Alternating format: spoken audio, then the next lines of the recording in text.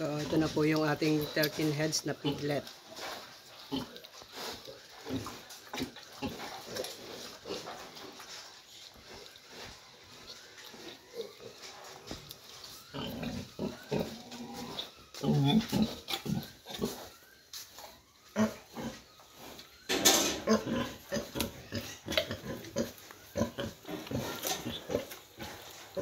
Sa 13 na to mga kapigmate, so bali isa lang yung maliit, yung kauna-unahang lumabas. So nandun sa yun, kita nyo yung puwit lang ang kita, so siya yun yung pinakamaliit. So ang tits pala ng ating inahin ay 14, so may sobra pang isa.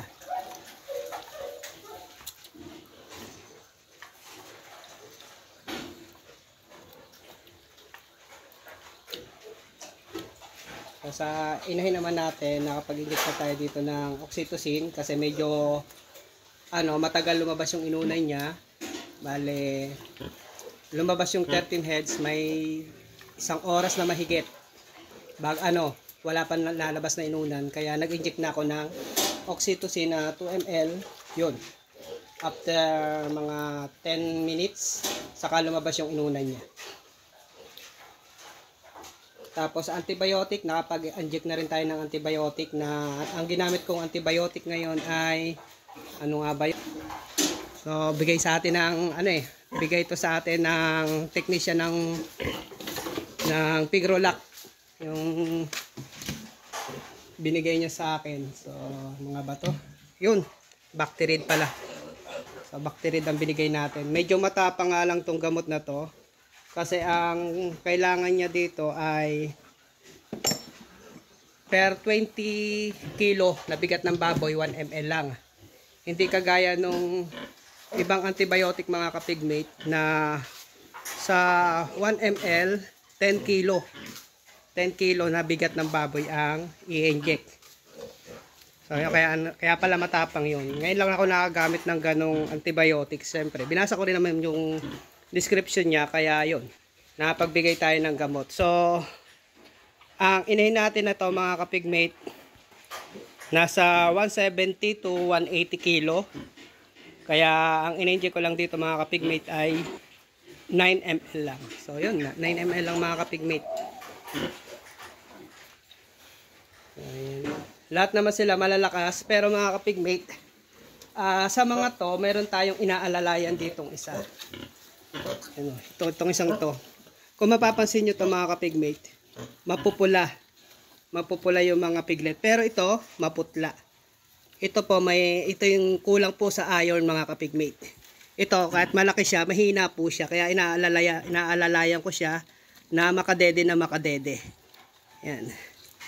Mahina siya. At dalawa pala sa kanila ang maputla.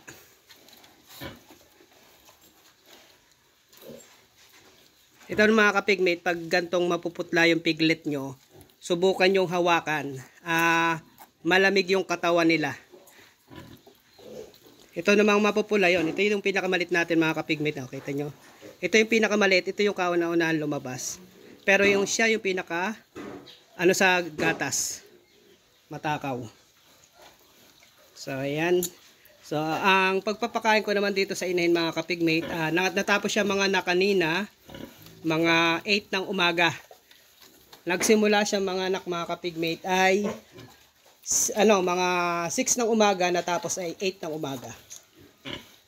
Ayun. Sa pagpapakain dito sa inahin mga kapigmate, ngayong maghapon hindi po ako magpapakain sa kanila. Magpapalipas po ako ng 24 oras bago ko pakainin yung inahin. Ayan. Wala naman tayong nakikitang problema sa mga piglet na malala. So ito lang naman. So sa ngayon, nadede na sila. Kanina kasi, pagkatapos nilang mailabas lahat, ito ang hindi ko nakikita dumedede. Nasa gilid lang siya. Ito naman, ito yung pinakamalit natin. Ito, busog na to. Yan, busog na to. Ito yung pinakamalit to. Lalaki. Pinakamaliit.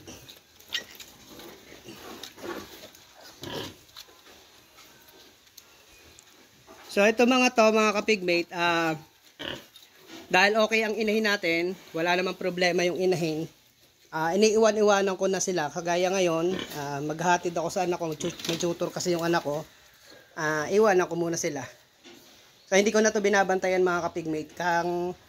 Ang sinisigurado ko lang mga kapigmate, kung iiwanan ko yung inahin, kung iwanan ko mga kapigmate yung inahin na bagong anak, ang sinisigurado ko lang sa lahat bago ako umalis, kung pwede bang iwanan yung inahin, yung mga piglet sa inahin. Halimbawa, kung may sakit or mahina, nanginginig, ganon, may lagnat, chinecheck ko muna na wala lahat yun sa kanya mga pigmate. Kailangan ko makita yung inahin, tumayo agad. Pag may umiyak na biik, medyo maano siya, alerto siya. Iaayusin niya yung pwesto niya para yung biik na naipit niya makaalis agad. Pag ganun ang nakita ko mga pigmate, iniiwan-iwanan ko na to. So, yan, iwan-iwanan ko na. So itong susunod natin ng mga nganak. So yun, isang biik. Ayan, hindi po yan kinakagat mga kapigmate. Basta ang piglet mga kapigmate ay bagong anak, ilapit nyo sa ibang inahin na kahit hindi pa nanganak, hindi po yan kakagatin. Kasi yung amoy ng bagong anak, yun po ang maamoy nito. So ayan, hindi po away niya. Ito pinagsama ko to mga kapigmate, itong dalawang inahin na to. Kasi 5 araw lang ang pagitan nila. 5 araw lang na simula nung nabulugan mga kapigmate. Ito, mga 5 days pa bago manganak. Ito naman mga kapigmate, due date ngayon, saktong due date niya, nanganak siya. Nagsimula siya mag-labor kagabi ay mga 5:30 ng hapon. Nagsimula siya mag-labor. Kaya alam ko na yon na mga 6:00 to mga anak, kaya maaga tayong pumunta dito para i-check kung mga anak pa ba siya or hindi na. Pero napansin ko nung pagpunta ko dito, may lumabas na sa perte niya. Pero napagpakain pa ako dito sa mga alaga natin. Dali-dali akong pakainin yung lahat ng alaga natin. Asikasuhin, tapos tanggalin yung mga dumi nila bago tayo bumalik dito sa inahin natin ng mga anak. So sakto, natapos ko naman lahat na pagpapakain sa mga alaga nating baboy bago siya naglabas ng unang biik. So yun. Yun lang update natin mga kapigmate. So mga busog na yan, makikita nyo yung iba yan, natutulog na. Basta ganyan na umalis na ito, tutulog na rin, mga busog na. Pero itong inahin natin mga kapigmate, nakahiga lang yan. Hihiga lang po yan. Kung mapapansin nyo mga pigmate, yung mga inahin nyo na bagong anak na nakahiga lang, padede lang siya ng padede mga pigmate, wala pong problema yan. Saka ugaliin nyo mga kapigmate na check lagi yung inahin nyo kung may lagnat or wala. So ganito, hawakan nyo lang dito kung mainit. Tapos pagmamasdan nyo yung mga kapigmate yung katawan ng inahin, makikita nyo may problema yung inahin. Kunwari ganyan, nakahiga siya. Pag nanginginig, yung nagchichil mga kapigmate yung katawan ng inahin, yun, may problema yung inahin nyo. Pag ganyan, wala po yung problema mga kapigmate. Okay lang po yan. So yun lang mate, yun lang muna mga kapigmate, yun lang update ko sa bagong anak natin na inahin, na si Fiona.